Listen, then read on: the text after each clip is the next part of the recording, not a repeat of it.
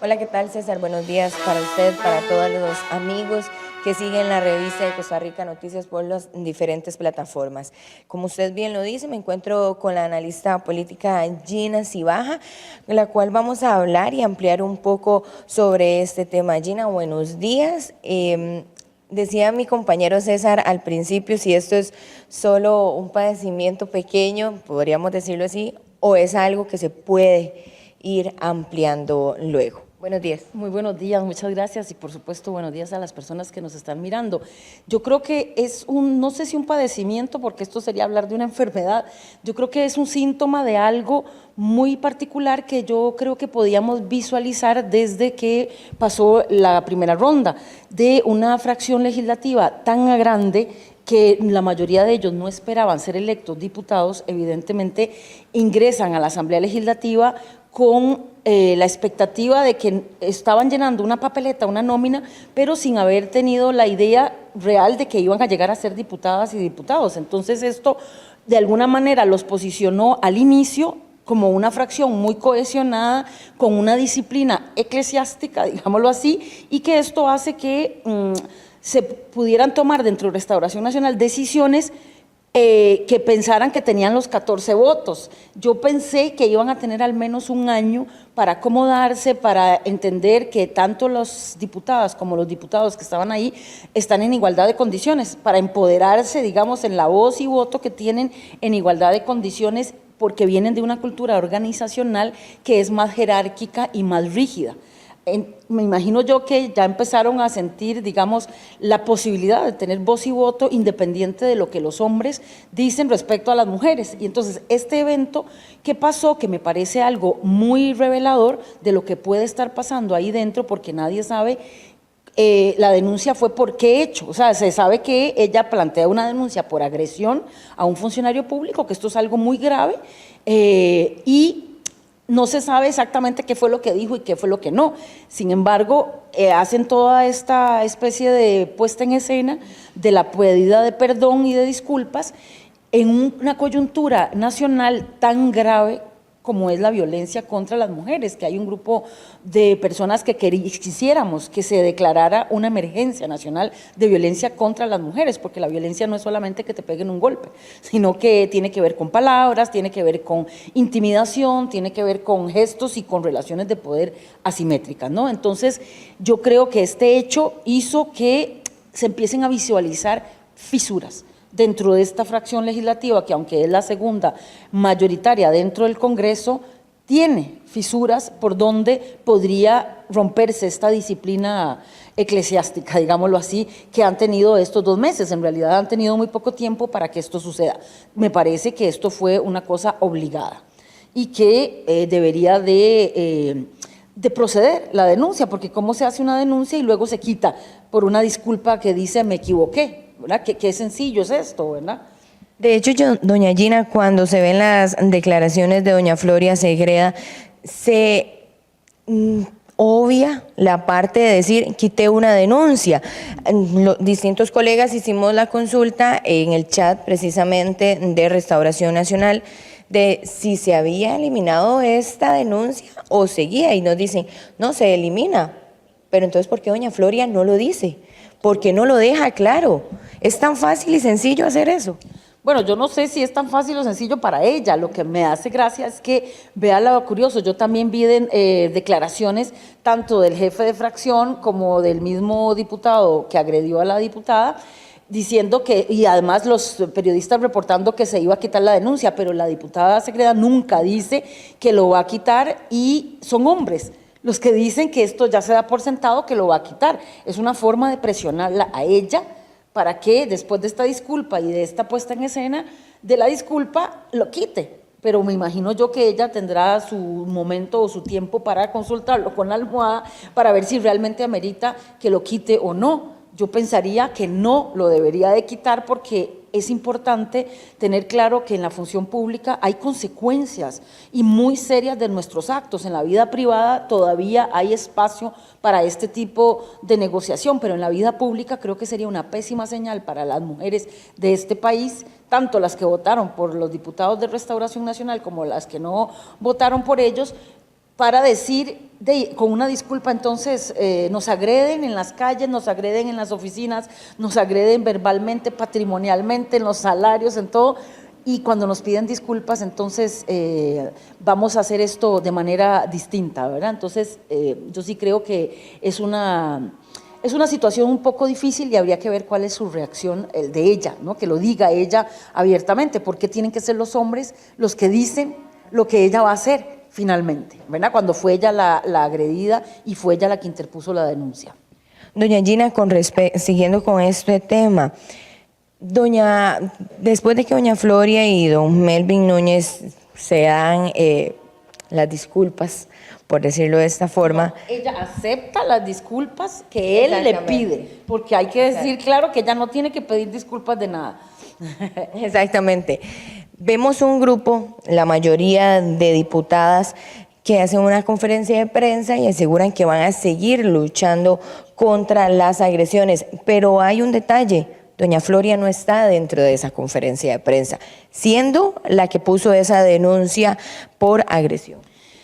Bueno, tal vez sea una señal de solidaridad, digamos, de las mujeres diputadas que hacen esta conferencia de prensa y que la apoyan, porque hay que decir que cuando una mujer es violentada desde diferentes puntos de vista, se genera, forma parte de un círculo de violencia, entonces no es tan fácil empoderarse y decir, sí, yo ahora voy a hacer esto, voy a hacer lo otro. A veces hay una doble victimización, efectivamente, quién sabe qué ha pasado a lo interno de Restauración Nacional, que esta diputada puede sentir que está muy aislada, ¿verdad? Probablemente ha sentido una gran presión internamente como para salir además a dar declaraciones y sentirse empoderada, digámoslo así, con sus derechos, porque está en su legítimo derecho a haber puesto esta denuncia. Entonces, me imagino yo que las otras diputadas lo que hicieron fue un acto de solidaridad y también de decir, vamos a estar vigilantes de todos estos procesos de violencia contra las mujeres, que es algo que urge, pero urge en este país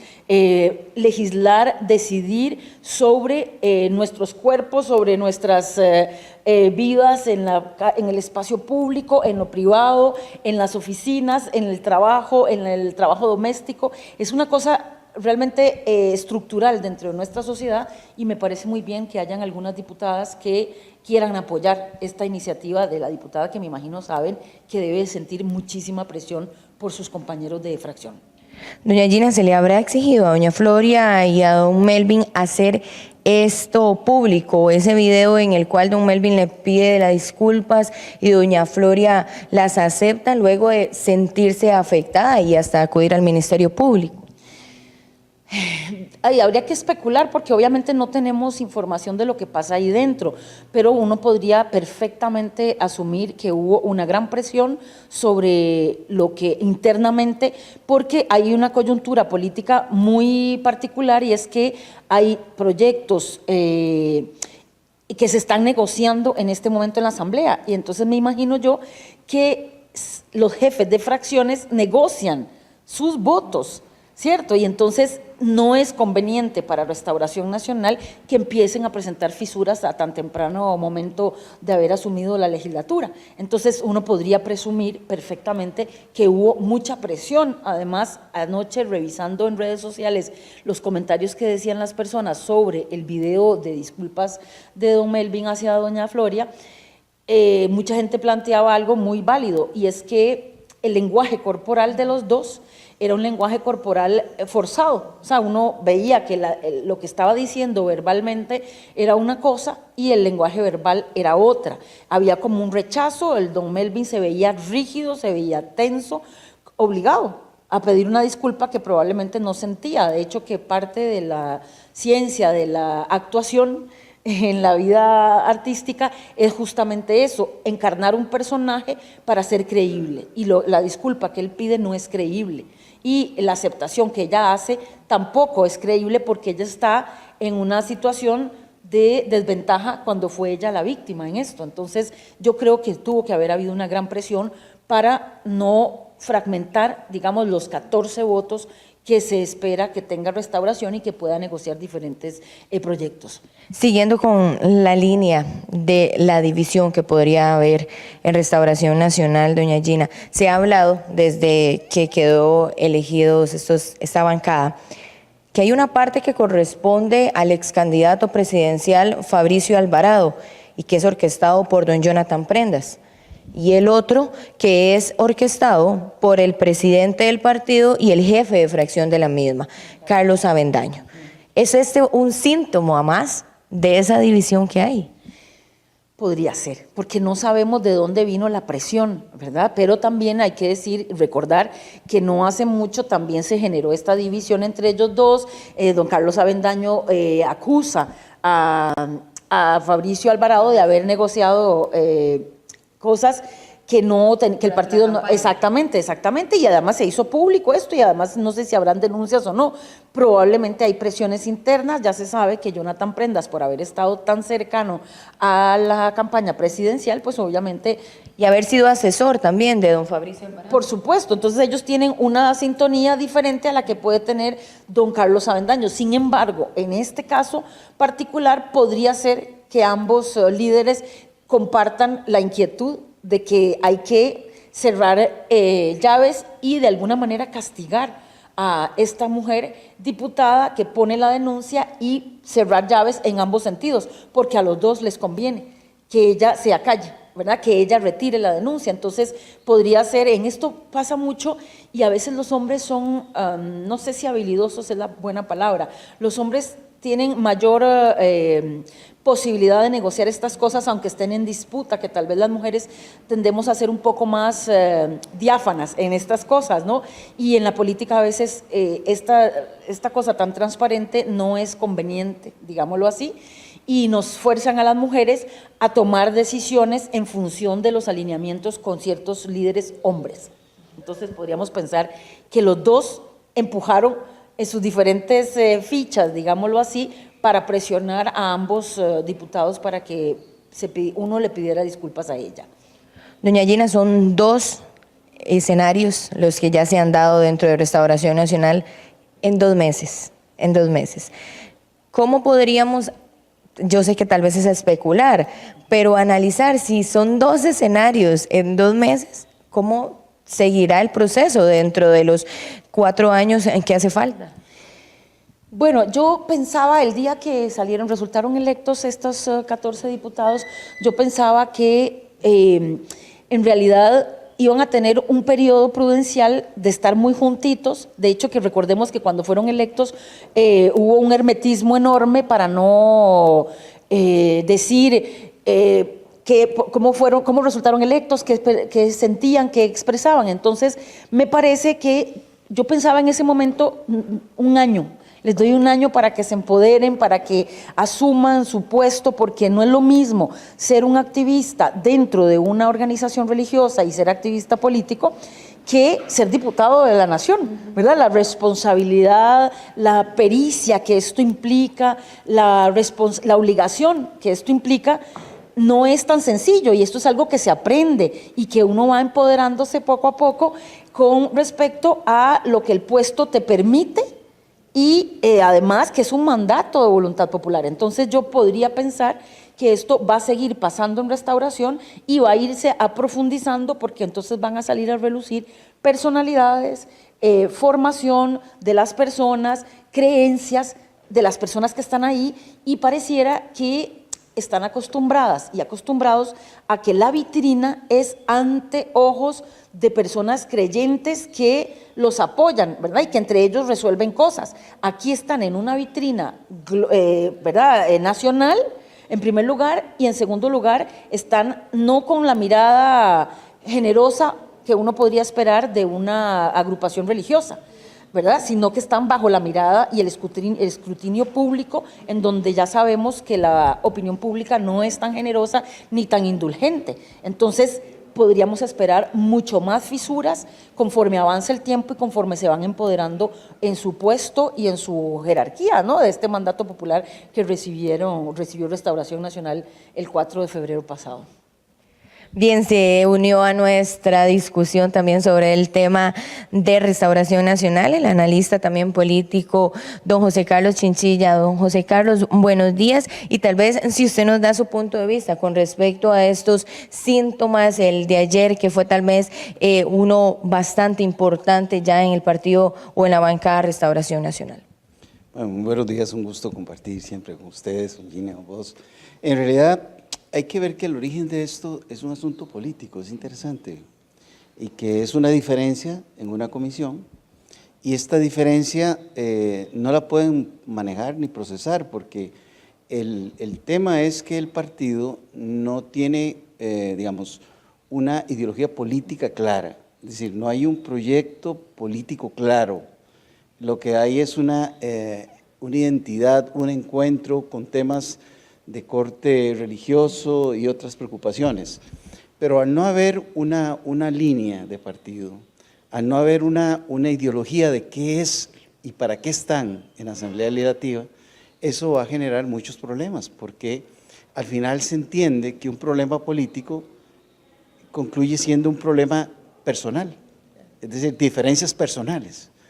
Y entra entonces la pasión que todos los seres humanos tenemos, más en una sociedad machista como esta, donde entonces, digamos, lo que decanta el acto violento interno, y que luego, como muy bien lo decía Gina, se trasluce y se ve por el resto de la sociedad, lo que evidencia, a mi juicio, desde el punto de vista político, es eso, una falta de concepto, de direccionalidad y de precisión hacia dónde se va. Y termina entonces dominando los elementos culturales generales en una sociedad, digamos, machista, pero a su vez una sociedad en la cual las mujeres se han venido empoderando con justo derecho, ¿verdad? Y entonces una señora diputada entiende que lo que hay en ese acto, donde la política tiene un carácter residual y tiene un carácter protagónico, sus visiones personales, es un proceso de agresión a su condición de mujer y a su condición de persona. Y en ese sentido, lo que vemos ahí es una inmadurez política, ¿verdad? Una sociedad que se trasluce machista, pero que está recuperando espacios, porque antes, muchos años antes, a una señora diputada posiblemente se le hubiera parecido normal porque en su casa le pasa todos los días. Bueno, esta señora no, y obliga, de alguna manera, frente a acudir al Estado, a través de la vía penal, que el señor diputado, digamos, reconozca, pero no es un tema de reconocimiento en base a la conciencia necesariamente, sino frente a un hecho que podría tener consecuencias penales. Y eso me parece a mí que es sumamente interesante analizar y que la gente lo entienda en esa dimensión, por lo menos es una perspectiva. Don José Carlos, el tema del video en el que don Melvin le pide perdón a doña Floria Segreda. Doña Gina decía hace rato que se ve como un acto forzado, como una actuación forzada. ¿Es esa opinión la que usted también comparte? Yo no entraría a analizar eso porque Gina lo hace mucho mejor que yo. Lo que entraría a analizar es qué credibilidad tiene esto frente a un auditorio. O sea, posiblemente frente a la gente que tenga una identidad religiosa, tal vez en base al tema del perdón y todo eso puede tener una capacidad de entender o comprender que efectivamente hay un arrepentimiento. Pero para el ciudadano común y corriente, para el poblador y pobladora de esta sociedad, evidentemente se ve que es algo que no brota naturalmente, digamos, y posiblemente así lo piensen, digamos, o sea, así se sienta.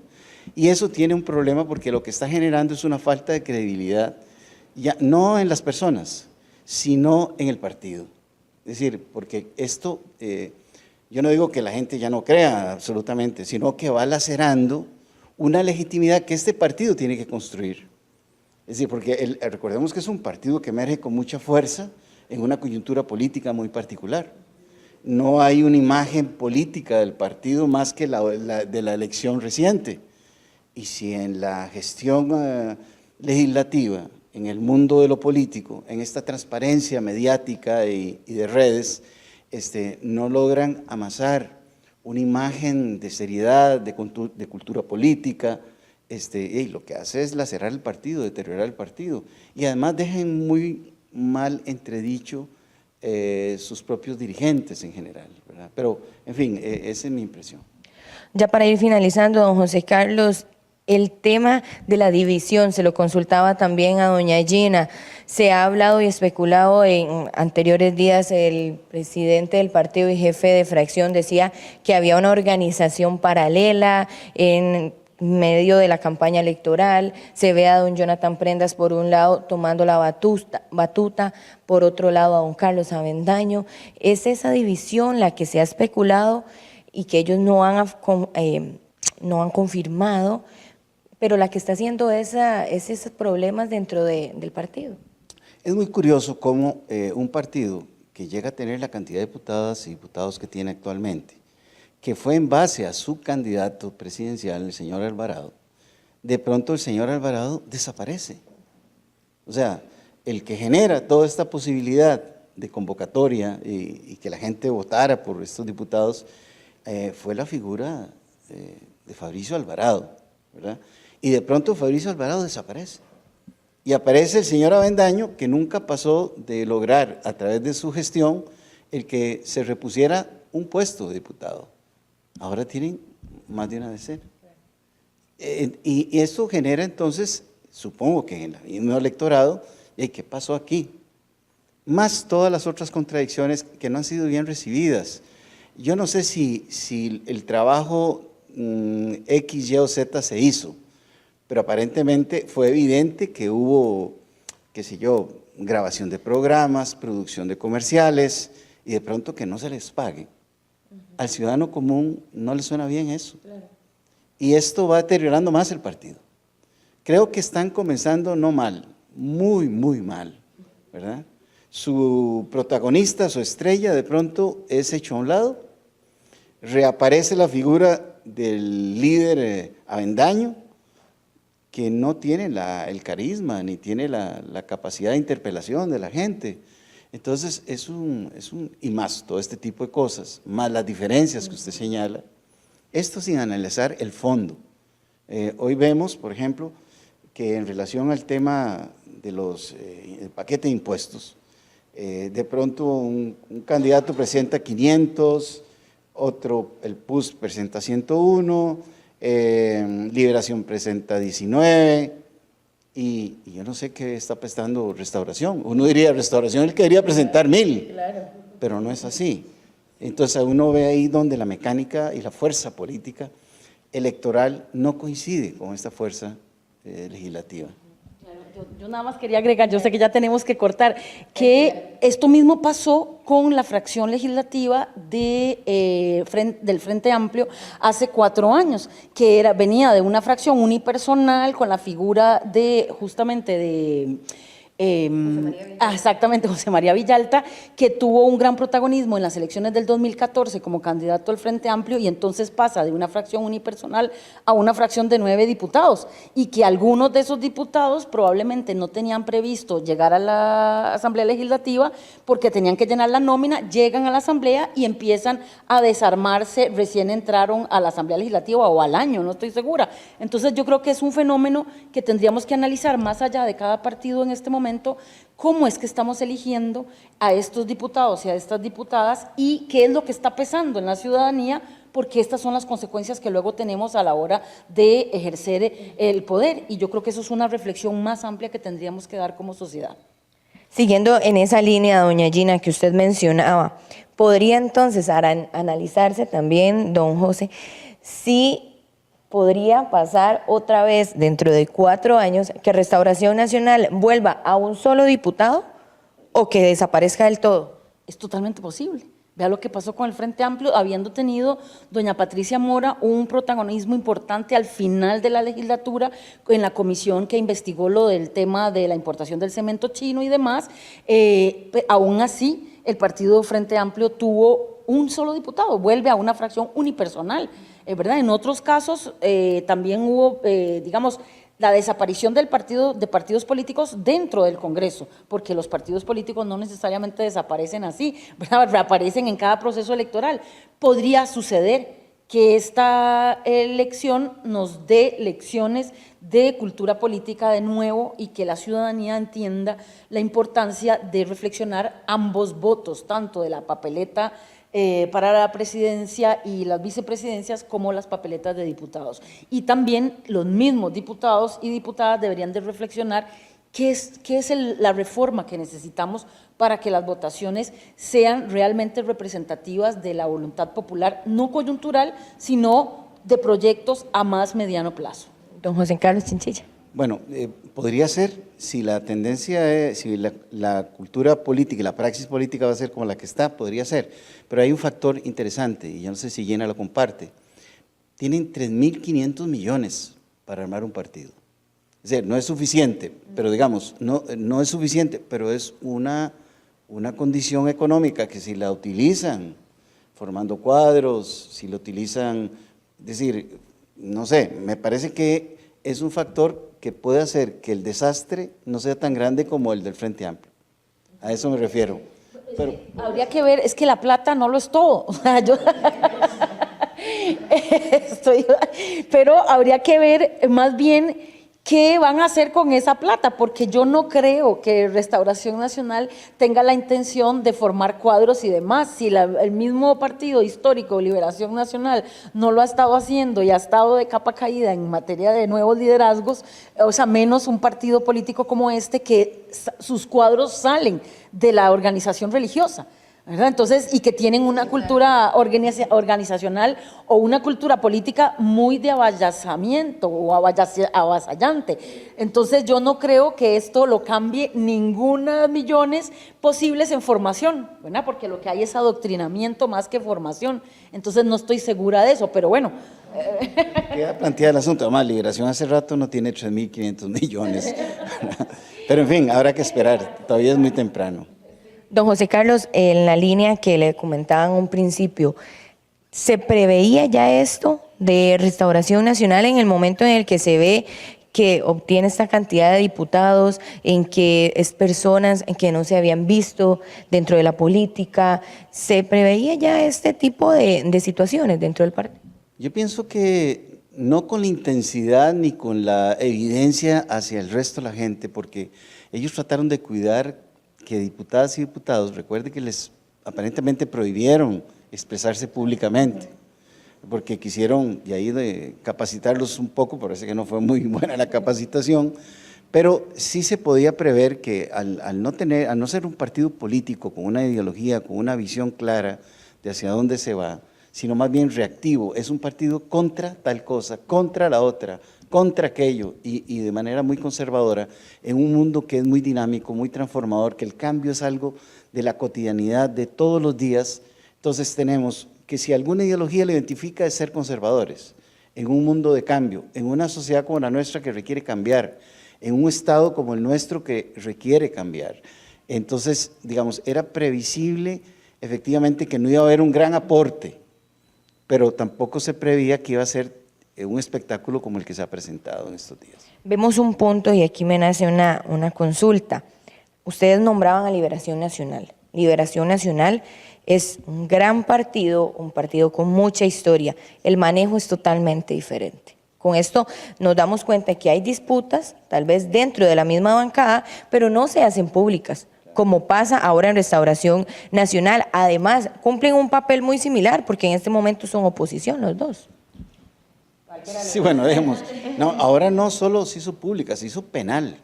Es que el asunto, y ya cuando llegas a ese nivel, es como la última razón del Estado, la parte más punitiva.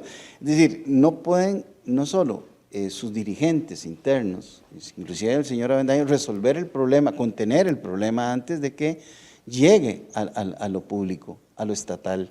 Y efectivamente, eso es algo, pues yo creo que inédito en tan poco tiempo. Es que ¿cuánto tiene esta asamblea de haber asumido? 2 meses. 2 meses. Y ya vemos las diferencias, las decisiones.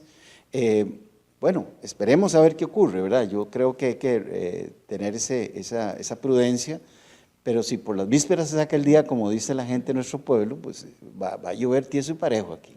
Perfecto, doña Gina, para finalizar. Bueno, sí, tal vez justamente Liberación Nacional, por tener esta experiencia histórica de haber estado en el gobierno muchas veces, de haber sido parte del Congreso, ¿verdad? Liberación siempre ha estado en el Congreso, exactamente, entonces tienen formas distintas de resolver sus conflictos. Además, hay mucha gente que tiene experiencia dentro de la bancada de Liberación Nacional también, entonces esto hace que hayan referentes distintos a lo que le pasa a Restauración Nacional, que el referente principal en esta bancada de Restauración Nacional es don Carlos Avendaño, que está distanciado del líder de la campaña pasada, que era Fabricio Alvarado, por un lado, y por el otro, todos los demás diputados no tienen experiencia política de ningún tipo. La experiencia que tienen, me imagino yo, fue la campaña pasada y el congregar a personas creyentes, no a ciudadanos libres y ¿verdad? Creyentes y no creyentes, sino que ellos trabajan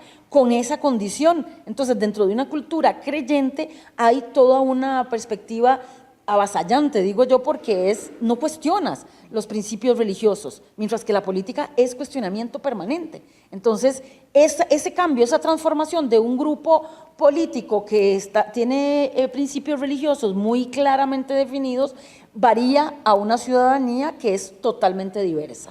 A mí me gustaría agregar algo.